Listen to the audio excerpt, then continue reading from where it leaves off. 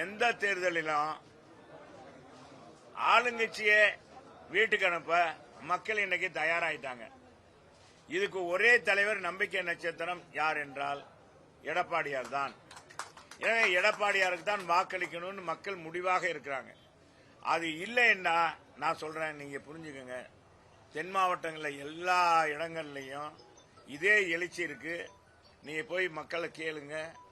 இதே எழுச்சி மக்கள் எழுச்சியா இல்லைன்னா எங்க கழக தொண்டர்கள் சோர்வாயிருவாங்க. எங்க கழக தொண்டர்கள் வீறு கொண்டு எழுதுறாங்கனால கட்சி வீறு கொண்டு எழுந்துருச்சு.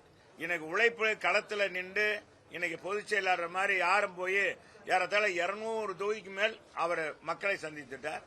போற இடங்கள்லாம் கடல் அளவு போல மக்கள் கூட்டம். இதுக்கு மேல என்ன சான்று? மக்கள் எழுச்சியா இருக்காங்க. அவர் பேசி முடிக்கும் தொட்டிக்கும் ஆட்கள் இருக்காங்க, கைதட்டுறாங்க, வரவேற்கிறாங்க. அனைத்து தரப்பு மக்களும் வரவேற்கிறாங்க.